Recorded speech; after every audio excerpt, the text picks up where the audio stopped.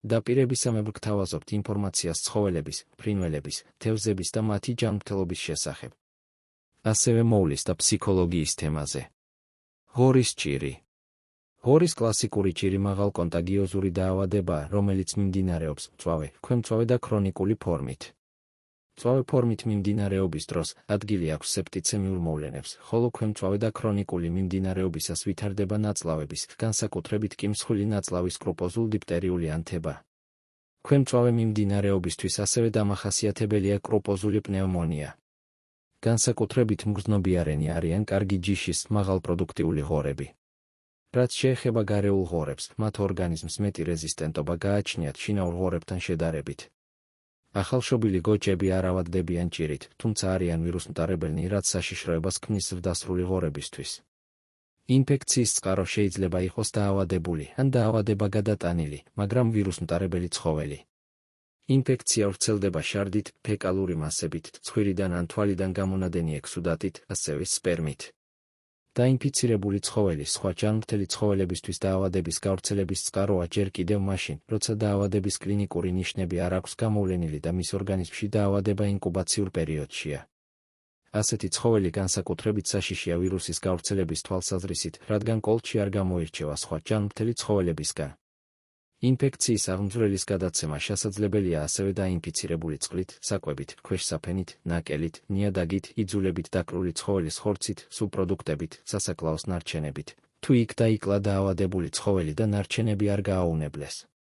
დაინფიცირება შესაძლებელია ასევე ავადმყოფი ცხოველის დაზიანებული კანიდან, ლორწოვანი გარსებიდან და ჰაერიდანაც, რადგან ღორის კლასიკური ჭირი მიეკუთვნება აირწვეთოვანი დაავადებების რიცხვს და შესაძლებელია, ჰაერში, სადაც ავადმყოფი ცხოველები იმყოფებიან, არსებობდნენ დაავადების აღმძვრელი ვირუსები. დაავადების გავრცელებას ხელს უწყობს ხორცპროდუქტებით უკონტროლო ვაჭრობაც. მტარებელი ცხოველის ჯანმრთელ ცხოველთა გარემოში მოხვედრისას, თავდაპირველად ცხოველთა მცირე რაოდენობა ავადდება, ხოლო 10-14 დღის შემდეგ, პრაქტიკულად, იქ მყოფი ღორების მთელი სულადობა დაავადებულია. თუ დაავადების აღმძვრელი შეტანა მოხდა საკვების მეშვეობით, დაინფიცირებული საკვებით, მაშინ 2-3 დღეში ავადდება ცხოველთა თითქმის 95%. ვირუსის ორგანიზმში მოხვედრა ძირითადად ხდება ალიმენტარული ან აეროგენული გზებით. ღორის ორგანიზმში მოხვედრისას ვირუსი რეპროდუცირდება, მრავლდება ლიმფოიდურ რეტიკულარულ ქსოვილებში და ძალიან მალე, უკვე 6 საათის შემდეგ შეაღწევს ლიმფურ კვანძებში, ერთ დღე-ღამეში კი უკვე ცირკულირებს სისხლში. მათი ძირითადი ლოკალიზაციის ადგილებია: ელენთა ლიმფური ჯირკვლები, ძვლის ტვინი და ღვიძლი. კლინიკური ნიშნები. დაავადების ინკუბაციური პერიოდი 5-8 დღეა, იშვიათად მეტ ხანსაც გრძელდება და 2-3 კვირას გასტანს. აქვს მიმდინარეობის მწვავე, ქვემწვავე, ქრონიკული, იშვიათად კი ზემწვავე ფორმაც. დაავადების ზემწვავე მიმდინარეობის დროს ცხოველს აქვს მაღალი ტემპერატურა, 410 და მეტი, გახშირებულია პულსი და სუნთქვა, კანზე ჩნდება ღია წითელი ფერის ლაქები. აღინიშნება საერთო სისუსტე, უმადობა. ცხოველი კვდება 1-2 დღეში. ეს დაავადება ყველაზე ხშირად მწვავე ფორმით მიმდინარეობს. განსაკუთრებით დაავადების გავრცელების პირველ სტადიაში. სხეულის ტემპერატურა იმატებს 410-მდე, ცხოველი მოდუნებულია, აღენიშნება უმადობა და დასუსტებულია. მე 2-3 დღეს აღენიშნება ციება, პირღებინება, ყაბზობა, რომელიც შემდეგ იცვლება ფაღარათით, ზოგჯერ სისხლიანით, ცხოველს უვითარდება კონიუნქტივიტი, თვალებიდან გამოიყოფა სერიოზული, შემდეგ კი ლორწოვან ჩირქოვანი გამონადენი, რომელიც გაშრობის შემდეგ თვალის ზედა კუთხეში წარმოქმნის ქერქებს. თვალის ქუთუთოები შეშუპებული და შეწებებული აქვს. ცალკეულ ინდივიდებში ადგილი აქვს ცხვირიდან სისხლდენას.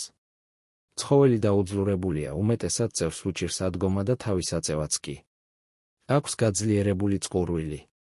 უკანა კიდურების სისუსტის გამო ბარბაცებს, მოკუზულია, კუდი ეგრიხება. ყურის ნიჟარის ქვეშ, კისრის, ბარძაკის და მუცლის შიგნითა ზედაპირზე ჩნდება მოყვითალო სითხით სავსე პუსტულები, მოგვიანებით კი წერტილოვანი სისხლჩაქცევები, რომლებიც ერთიანდებიან და კანზე ჩნდება მუქი წითელი ფერის ლაქები. ხელის დაჭერისას ისინი არ ფერმკრთალდება. ძლიერ სისუსტეს ახლავს აჩქარებული და გაძლიერებული სუნთქვა, გულის უკმარისობა, შანგბადის მიწოდების ნაკლებობის გამო. ცხოველის დინგი, ყურის ნიჟარები, მუცლის და კიდურების კანი იღებს მოლურჯო ფერს. ცხოველის სიცოცხლის ბოლო სტადიაში ტემპერატურა ნორმის ქვემოთ ჩამოდის, 350, 360, მე 7, მე 10 დღეს ცხოველი კვდება. ქვემწვავე მიმდინარეობის დროს ავადმყოფობა მიმდინარეობს 2-3 კვირის განმავლობაში. დაავადების კლინიკური ნიშნები შედარებით სუსტადაა გამოხატული, ვიდრე მწვავე მიმდინარეობისას. სხეულის ტემპერატურა პერიოდულად მატულობს, თუმცა არა აქვს მუდმივი მაჩვენებელი, ხან მაღალია, ხანაც დაბლა ჩამოდის. დაავადების ამ ფორმით მიმდინარეობას ახასიათებს სასუნთქი სისტემის ორგანოების დაზიანება, გულმკერდის ფორმა, რაც გამოვლინდება კრუპოზულ პნევმონიაში. აღინიშნება კრუნჩხვითი ხველება, გაძნელებული სუნთქვა და ტკივილი გულმკერდის არეში. ასევე ზიანდება საჭმლის მომნელებელი სისტემა, ნაწლავების ფორმა. ამ დროს ადგილი აქვს კრუპოზულ დიფტერიულ ენტეროკოლიტს. იწყება ყაბზობა, რომელსაც შემდეგ მოსდევს ფაღარათი.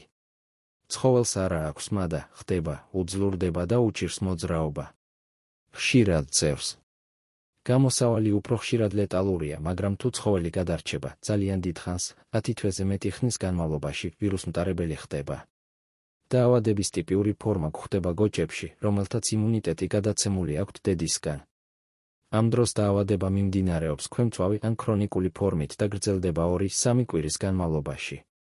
დამახასიათებელი კლინიკური ნიშნებია: უმადობა, უვითარდება კონიუნქტივიტი, კანზე ჩნდება სისხლჩაქცევები, აქვთ ზოგადი ჰიპერთერმია, სხეულის მაღალი ტემპერატურა.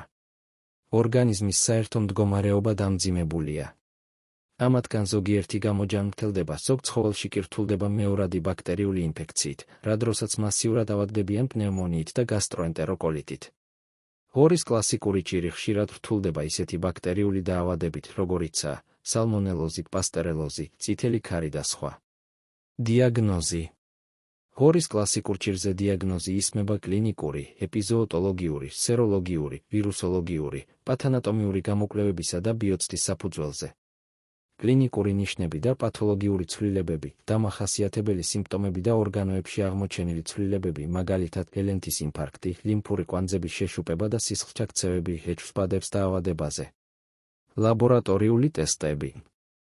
ვირუსის იზოლაცია და იდენტიფიკაცია. ვირუსის იზოლირება შესაძლებელია ქსოვილის კულტურაში ან PCR-ის, პოლიმერაზული ჯაჭვური რეაქცია გამოყენებით.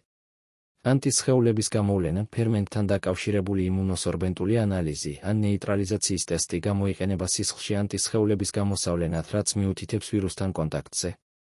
ანტიგენის გამოვლენა, იმუნოჰისტოქიმია ან პირდაპირი იმუნოფლუორესცენცია გამოიყენება ვირუსის ანტიგენების გამოსავლენად ქსოვილის ნიმუშებში.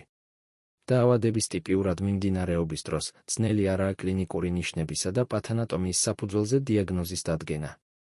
დიფერენციული დიაგნოზი აუცილებელია ღორის აფრიკულ ცხელებასთან, პასტერელოსთან, სალმონელოსთან, წითელ ქართან, ბალანტიდიოსთან, ვირუსულ გასტროენტერიტთან, ვირუსულ გრიპთან, ვირუსულ პნევმონიასთან, ენტეროტოქსემიასთან და აუესკის დაავადებასთან.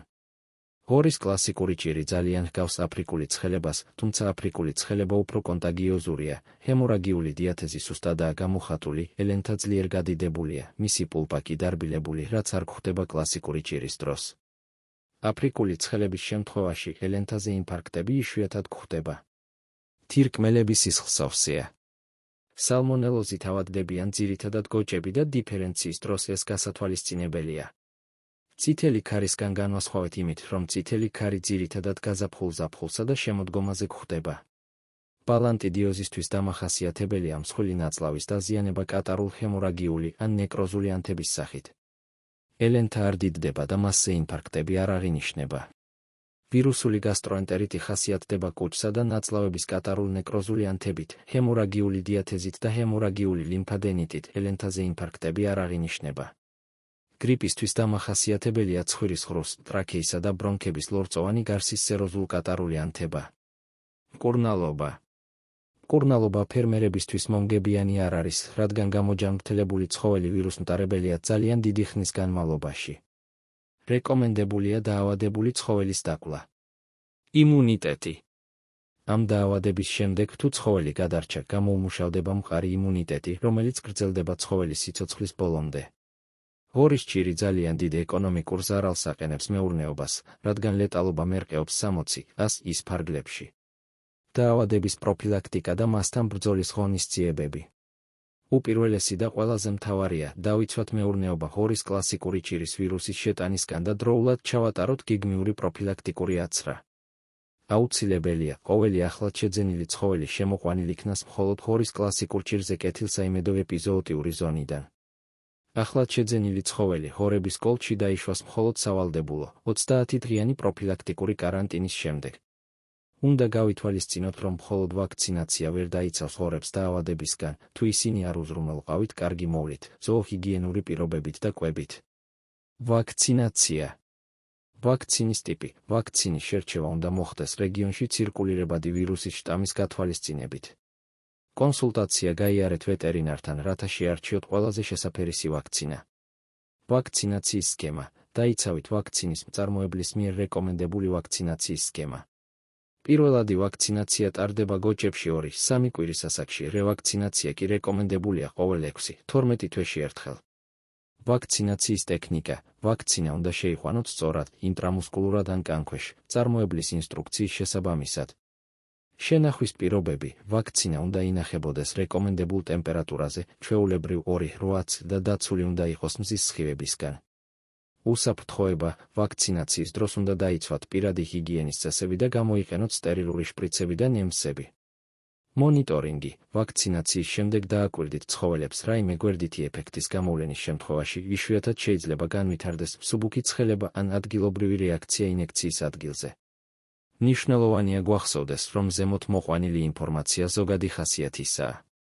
ნებისმიერი ვეტერინარული მდგომარეობის დიაგნოსტიკისა და მკურნალობისთვის გთხოვთ მიმართოთ კვალიფიციურ ვეტერინარს. დასვით თქვენი კითხვები კომენტარებში. ასევე მოგწერეთ, რის შესახებ გსურთ მოგიმზადოთ ინფორმაცია. არ დაგავიწყდეთ გამოიწერეთ ჩვენი არხი, რათა შეიტყოთ უფრო მეტი ინფორმაცია.